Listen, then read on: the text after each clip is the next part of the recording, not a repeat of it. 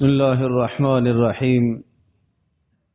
عن أبي هريرة رضي الله تعالى عنه قال قال رسول الله صلى الله تعالى عليه وسلم عرض علي أول ثلاثة يدخلون الجنة وأول ثلاثة يدخلون النار، فأما أول ثلاثة يدخلون الجنة فالشهيد وعبد مملوك أحسن عبادة ربه ونصح لسيده وعفيف متعفف ذو عيال. وأما أول ثلاثة يدخلون النار فأمير مسلط وذو أثر من مال لا يؤدي حق الله في ماله وفقير فخور او کما قال علیہ الصلاۃ والسلام، رواہ الترمذی۔ حضرت ابو ہریرہ رضی اللہ تعالی عنہ ارشاد فرماتے ہیں کہ رسول اکرم صلی اللہ تعالی علیہ وسلم نے یہ ارشاد فرمایا کہ میرے سامنے تین وہ لوگ پیش کیے گئے جو سب سے پہلے جنت میں داخل کیے جائیں گے، اور تین وہ لوگ بھی پیش کیے گئے جو سب سے پہلے جہنم میں داخل کیے جائیں گے۔ پھر آپ علیہ الصلوۃ والسلام نے تفصیل بتاتے ہوئے ارشاد فرمایا وہ لوگ جو جنت میں سب سے پہلے داخل کیے جائیں گے، نمبر ایک شہید، جس نے اپنی جان اور اپنے مال کو اللہ کی راہ میں وقف کر دیا اور اپنی جان کا نذرانہ اللہ کی راہ میں پیش کر دیا، اللہ کی رضا کے لیے اس نے اپنی جان کو قربان کر دیا۔ بہت بلند مقام ہے، اور اس کا خون کا قطرہ زمین پر گرنے سے پہلے اس کی بخشش اور مغفرت کا فیصلہ ہو جاتا ہے۔ اور اسی طرح سے فرمایا کہ ایسے شخص کی روح کو اللہ تبارک و تعالی جنت میں لے جاتا ہے اور پرندوں کے اندر اس کی روح کو ڈال دیا جاتا ہے، اور اللہ کا دیدار ہمیشہ کے لیے اس کو مباح کر دیا جاتا ہے۔ ہمیشہ اللہ کو وہ دیکھتا رہتا ہے، جب چاہے اللہ کو دیکھتا ہے۔ اللہ پاک یہ سعادت ہم سب کو عطا فرمائے۔ نمبر دو، وعبد مملوک احسن عبادت ربہ ونصح لسیدہ۔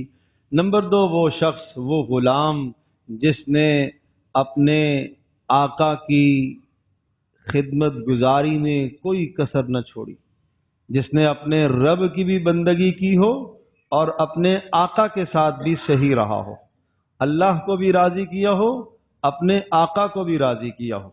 اور اس کے اندر وہ ملازم بھی شامل ہے جو کسی بھی جگہ پر کام کرنے والا ہو، اخلاص کے ساتھ، خیر خواہی کے ساتھ وہ اپنی ملازمت کو، اپنے کام کو انجام دیتا ہے، حلال کماتا ہے، حرام سے اپنے آپ کو بچاتا ہے، اپنے پروردگار کے حق بھی ادا کر رہا ہے اور اس کام کے تقاضے بھی سارے کے سارے پورے کر رہا ہے، اس شخص کو بھی اللہ پاک سب سے پہلے جنت میں داخل کرے گا۔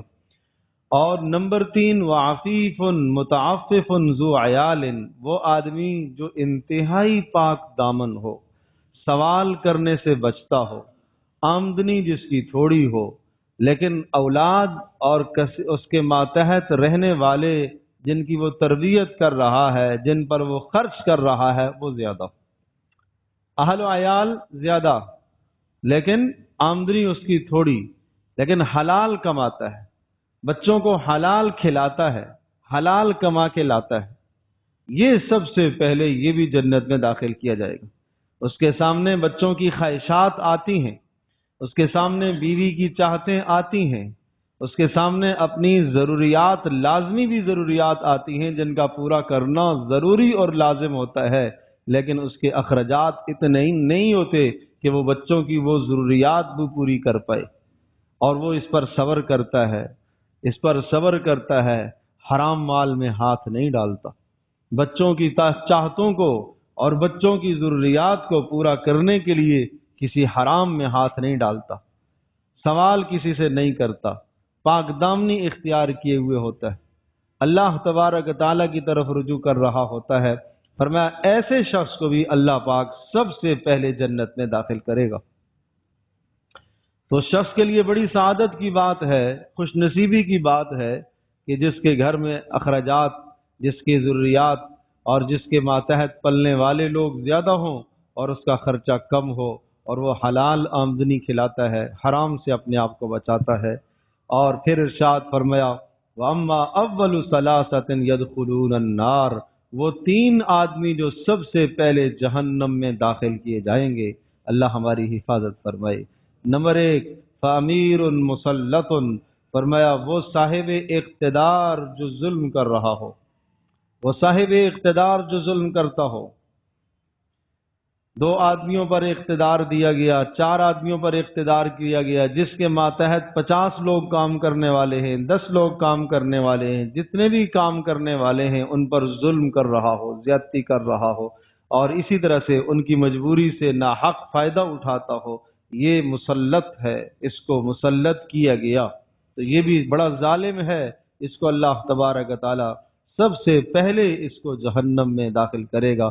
اور نمبر دو، وذو اثر من مال لا یؤدی حق اللہ فی مالہ، وہ مالدار آدمی جس کو اللہ نے مال تو دے رکھا ہے لیکن مال کے حق نہیں ادا کرتا، مال کا حق، زکوٰۃ نہیں نکالتا، یہ مال کا حق ہے۔ حیثیت ہونے کے باوجود حاجت مندوں پر، ضرورت مندوں پر خرچ نہیں کرتا، یہ مال کا حق ہے۔ اللہ کی راہ میں مال خرچ نہیں کرتا، حیثیت ہونے کے باوجود بھی اس نے گویا کہ مال کا حق ادا نہیں کیا۔ کرتا بھی ہے کبھی ریاکاری سے کرتا ہے، دکھلاوے سے کرتا ہے، اس لیے دکھلاوے سے بھی اپنے آپ کو بچایا جائے، ریاکاری سے بھی بچایا جائے۔ اگر اللہ پاک خرچ کرنے کی توفیق دے تو اللہ پاک کی رضا کے لیے اخلاص کے ساتھ خرچ کیا جائے۔ اور تیسرا ارشاد فرمایا وہ فقیر فخور، تیسرا وہ فقیر جو ہے متکبر ہے، تو پاس پیسہ نہیں ہے، مال نہیں ہے، تکبر کرتا ہے۔ اس کو کس لیے تکبر کی پڑی ہوئی ہے؟ ایک آدمی مال پر گمنڈ کرتا ہے، ایک آدمی اقتدار پر تکبر کرتا ہے، ایک آدمی حسن و جمال پر تکبر کرتا ہے، اس کے پاس ہے بھی کچھ نہیں اور پھر بھی تکبر کر رہا ہے۔ تو تکبر تو مالدار کے لیے بھی برا ہے، عالم دین کے لیے بھی برا ہے، کسی کے لیے تکبر جائز نہیں ہے، لیکن تکبر جب فقیر کرتا ہے تو اور زیادہ بدترین ہو جاتا ہے، اور زیادہ بدتر۔ کچھ گناہ ایسے ہیں جو کچھ لوگوں کے ساتھ بہت برے لگتے ہیں، جیسے حدیث میں آتا ہے زنا بدترین عمل ہے، لیکن جب کوئی بوڑھا آدمی اس جرم کی طرف جاتا ہے بہت اللہ کو غیرت آتی۔ تو اسی طرح سے یہاں پر بھی ہے کہ ایک فقیر آدمی ہے، اس کے پاس مال نہیں ہے، دولت نہیں ہے، دنیا کا کوئی ساز و سامان نہیں ہے، یہ کیوں تکبر کرتا ہے؟ یہ کس بنیاد پر اتراتا ہے؟ تو یہ آدمی بھی فرمایا کہ سب سے پہلے جہنم میں داخل کیا جائے گا۔ خلاصہ یہ ہوا کہ تین افراد سب سے پہلے جنت میں، آپ نے فرمایا میرے سامنے دکھائے گئے، مجھے پیش کیے گئے تین آدمی سب سے پہلے جو جنت میں جائیں گے۔ نمبر ایک جو جنت میں جائے گا، شہید، اللہ کی راہ میں مارا جانے والا۔ نمبر دو، وہ غلام جس نے اپنے رب کا حق بھی ادا کیا ہو اور اپنے آقا کا حق بھی ادا کیا ہو۔ نمبر تین، وہ کثیر العیال جس کے ماتحت پلنے والے زیادہ ہوں، آمدنی جس کی تھوڑی ہو، حلال کھلاتا ہو، سوال سے بچتا ہو۔ اور پھر فرمایا تین جو سب سے پہلے جہنم میں داخل ہوں گے، صاحب اقتدار، ظالم۔ نمبر دو، مالدار جو مال کا حق نہیں ادا کرتا، اور نمبر تین وہ فقیر جو تکبر کرتا ہے۔ اللہ تبارک تعالی ہمیں جنت والے اعمال اپنانے کی توفیق عطا فرمائے اور جہنم والے اعمال سے ہماری حفاظت فرمائے۔